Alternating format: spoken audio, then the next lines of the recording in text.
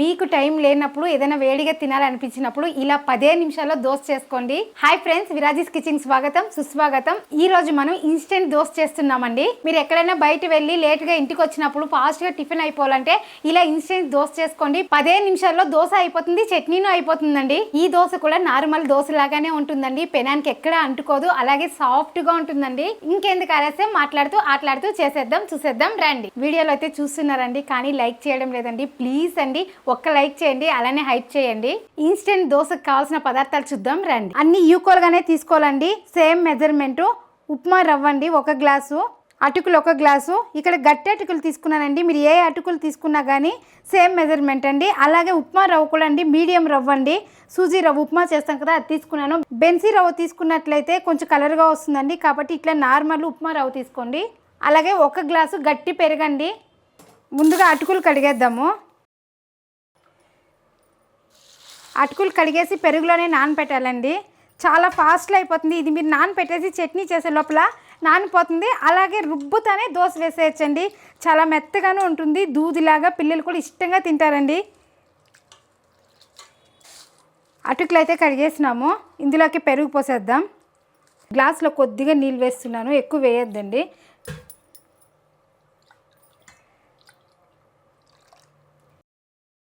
దీని ఒకసారి కలుపుకునేస్తాం. ఇలా కలిపినట్లయితే పెరుగులో బాగా నానుతుంది, కాబట్టి ఇలా కలిపి పెట్టండి. ఇప్పుడు మూత పెట్టేసి 10 నిమిషాలు నానపెడదాం దీన్ని. అలాగే రవ్వ కూడా నానపెట్టేద్దాం. ఈ రెండు నానినట్లయితే బాగా రుబ్బుకునేకి బాగుంటుంది, అలాగే దూదిలాగా వస్తుందండి. చాలామంది అప్పటికప్పుడే పొడి రవ్వని అలానే మిక్సీకి పడతారు, కాకపోతే అట్లా పట్టే కన్నా ఇలా నానపెట్టి రుబ్బండి, చాలా బాగుంటుంది దోశ అనేది. ఇది కూడా 10 నిమిషాలు నానపెట్టేస్తాము.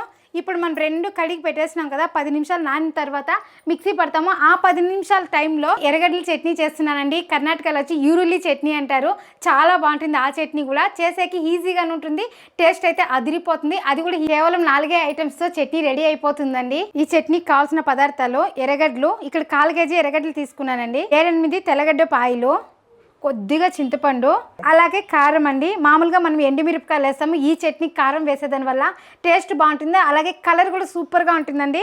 కాశ్మీర్ మిరప్పొడి కొద్దిగా తీసుకున్నాను, అలాగే మామూలు మిరప్పొడి కొద్దిగా తీసుకున్నానండి. ఎర్రగడ్డలు కట్ చేసుకుందాము. ఎర్రగడ్డలు కూడా కొంచెం పెద్ద సైజులోనే కట్ చేసుకోండి. చూడండి, ఈ మాత్రం కట్ చేసుకుంటే సరిపోతుంది. ఎలాగో చట్నీనే కదా, వేయించుకునే దానివల్ల వేగిపోతుందండి ఇలా కట్ చేసినా కానీ. అలాగే చట్నీ కూడా మెత్తగానే అవుతుంది, కాబట్టి పెద్ద సైజే కట్ చేసుకోండి. చట్నీకి అన్నీ వేయించుకునేదానికి కొద్దిగా నూనె, ఎర్రగడ్డలు, అలాగే తెల్లగడ్డలు అన్నీ వేసేసానండి. తెల్లగడ్డలు, ఎర్రగడ్డలు, చింతపండు కొంచెం వేగినాక వేద్దాం.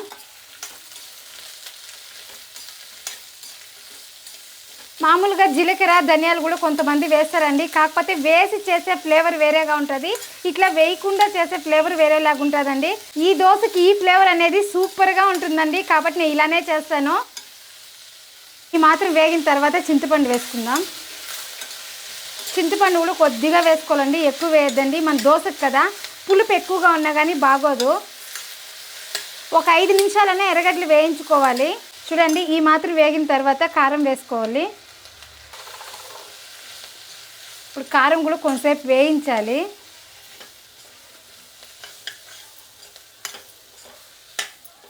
చాలా ఫాస్ట్లో అయిపోతుందండి ఈ చట్నీ. ఎక్కువసేపు వేయించద్దండి, కారం వేసినాక కొంతసేపు ఉడికెక్కిందంటే సరిపోతుంది. ఇప్పుడు స్టవ్ ఆపేస్తున్నాను. మన చట్నీ చల్లారే లోపల దీన్ని మిక్సీ పట్టుకునేస్తామండి. చూడండి, అటుకులు అనేది బాగా నానింది, ఇలా నానితేనే మనకు బాగుంటుంది.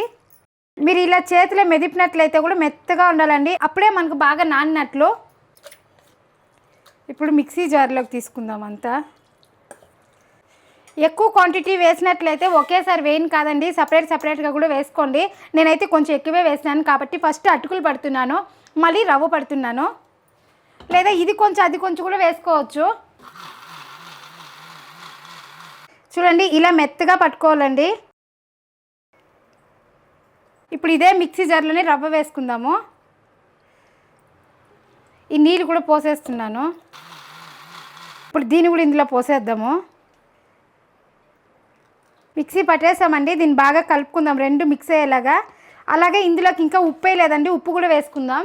రుచికి సరిపోయినంత ఉప్పు, సాల్ట్ వేసుకోండి. రాళ్ళు ఉప్పు వేసేటంటే రుబ్బేటప్పుడే వేసుకోండి. అలాగే కొద్దిగా ఈనో, కొద్దిగా నీళ్ళు వేస్తామండి, ఎక్కువ వేయొద్దండి. ఇప్పుడు దీన్ని కలుపుకునేద్దాం. ఉప్పు ఈనో అంతా బాగా కలిసేలాగా కలుపుకోవాలండి. మనం ఇన్స్టెంట్గా చేస్తున్నాం కాబట్టి కొద్దిగా ఈనో వేస్తున్నానండి. మీరు వంట సోడా అయినా కొద్దిగా వేసుకోండి, సరిపోతుంది. ఇప్పుడు మన దోశ పిండి అయితే రెడీ అయిపోయింది. మరీ గట్టిగానూ వద్దు, మరీ పలసగానూ వద్దండి, ఈ మారి తీసుకుంటే సరిపోతుంది. ఇది కూడా చల్లారిపోయిందండి, మిక్సీ పట్టేద్దాం. ఇందులోనే రుచికి సరిపోయినంత ఉప్పు. ఇప్పుడు మిక్సీ పట్టుకుందాం. చట్నీ అనేది రెడీ అయిపోయిందండి. ఇలా మెత్తగా పట్టుకోవాలి. దీన్ని పోపు పెట్టాల్సిన అవసరం కూడా లేదండి, ఇలానే తినచ్చు. ఇడ్లీకి పల్లీ చట్నీ సాంబారు చేసుకుంటాం కదా, దానికి కాంబినేషన్గా సైడ్లో ఇది పెట్టుకున్నా కానీ కారం చట్నీ లాగా బాగుంటుందండి. అంతే అండి, మన దోశ బ్యాటర్ కూడా రెడీ అయిపోయింది. ఇప్పుడు దోశలు వేసుకునేదే. పెనం కూడా బాగా వేడెక్కిందండి. ఇప్పుడు దోశ వేసుకుందాము. దోశ వేసుకునే ముందర ఎర్రగడ్డ ఇట్లా అప్లై చేసినట్లయితే దోశ బాగా వస్తుందండి. ఈ దోశ పిండిని ఎక్కువ ప్రెస్ చేయొద్దండి, లైట్గా ఇలా అంటే సరిపోతుంది. మనకు సెట్ దోశ లాగా వస్తుందండి. ఎప్పుడైనా ఇంట్లో దోశ పిండి లేనప్పుడు, ఇంట్లో వాళ్ళు దోశ కావాలన్నప్పుడు ఇలా చేసి చట్నీ చేసి ఇచ్చినట్లయితే కూడా బాగుంటుందండి. ఇలా మూత పెట్టుకోవాలి. మూత పెట్టుకుంటేనే మనకు బాగా స్టీమ్ అవుతుంది. ఈ దోశ అనేది రెండు పక్కల కాల్చలేదండి, ఒకే సైడే కాలుస్తున్నాము కాబట్టి ఇలా మూత పెట్టినట్లయితే బాగా స్టీమ్ అవుతుంది. మీకు రెండో పక్క కూడా చూపిస్తానండి దోశ అనేది ఎంత బాగా కాలుతుంది అనేది. ఇప్పుడు దోశ తీయేస్తామండి.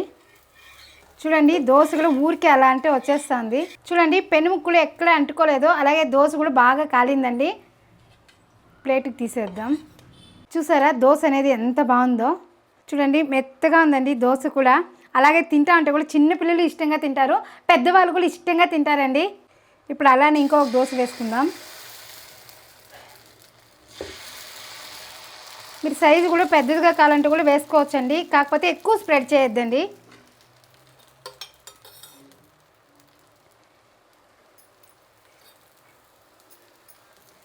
నెయ్యి అయినా వేసుకోవచ్చు, నూనె అయినా వేసుకోవచ్చు. ఇప్పుడు మూత పెట్టేద్దాం. ఈ దోశలు అనేది వేడిగా తింటేనే బాగుంటుందండి, కాబట్టి పాపకి ఇచ్చేద్దాము.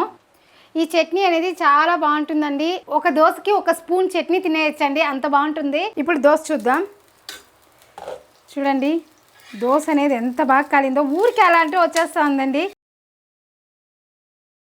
మీరు నాన్ స్టిక్ పెనంలోనే వేయాల్సిన అవసరం లేదండి, మామూలు ఐరన్ పెనంలో వేసినా కానీ బాగా వస్తుంది. చూసారా, చూడండి దోశ అనేది ఎంత బాగా కాలిందో. దీన్ని ఇచ్చేద్దాం పాపకి. మీకు టైం లేనప్పుడు వేడిగా ఏమైనా తినాలనుకుంటే ఇలా దోశలు వేసుకోండి, చాలా బాగుంటుంది. 10 నిమిషాల్లో అయిపోతుందండి ఈ దోశలు అనేది. ఈవినింగ్ టైం పిల్లలు ఇంటికి వచ్చినప్పుడు కూడా స్నాక్స్ ఏమైనా ఇచ్చే బదులు ఇలా దోశ వేసి ఇచ్చినా కానీ తింటారండి.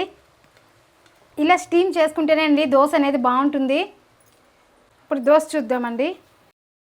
చూసారా ఎంత బాగుందో దోశ అనేది. ఇది మామకి ఇచ్చేద్దామండి దోశ. ఇక్కడ దోశ పోయాలి, అక్కడ తినాలండి, అప్పుడే బాగుంటుంది.